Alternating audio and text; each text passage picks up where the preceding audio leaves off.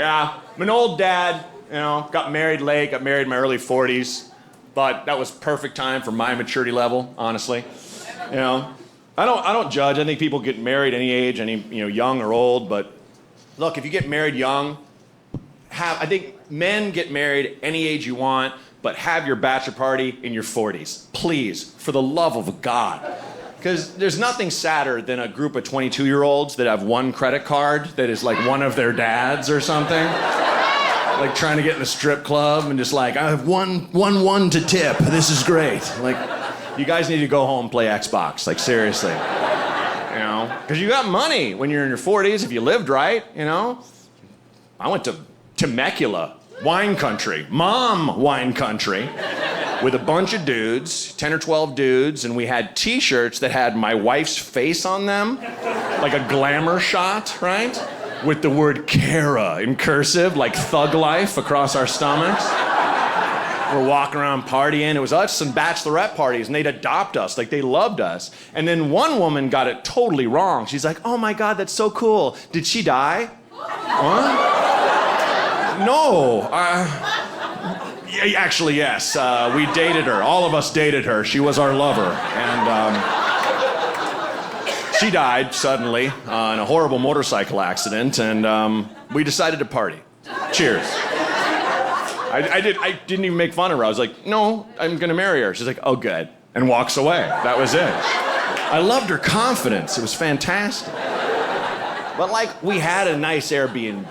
We had like all these great wineries to go to. Every folk singer just out there plucking tunes, Little John Denver or Gordon Lightfoot. That's nice. We started getting hammered, balling up hundreds, throwing them at them, being like, learn Metallica, learn Bob Seger, learn Iron Maiden.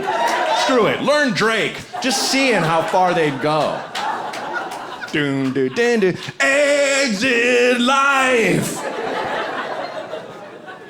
It was fantastic, man. I love being married. I know that's weird to hear from a male comedian, We're always just like, I'm married, brr.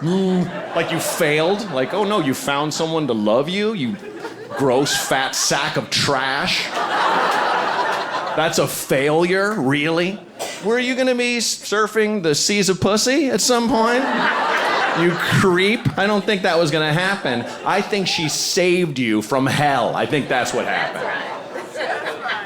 When people talk about like the best things about marriage and the worst things about marriage, that's it. Never the in-between. They talk about the worst, which is what? You'll fall out of love with each other, or you're stuck with the same lover your whole life, Oh no. Or, the best, which is you have someone who loves you for the things you hate about yourself. That's amazing. And you have a best friend that you fuck. That's cool, That's a good thing. That's a good thing. But we don't talk about the awesome little things in between. Like you have someone to mess with the rest of your life. And to get rid of you, they have to involve the law. You're trapped.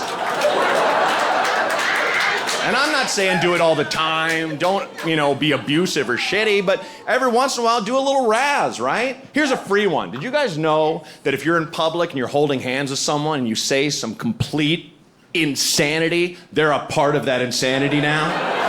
They're on Team Insane. People look at them, they're like, you have sex with this man? You're with him? This is you together? Really? Wow, I was holding hands with my wife walking into an LL Bean in Maine.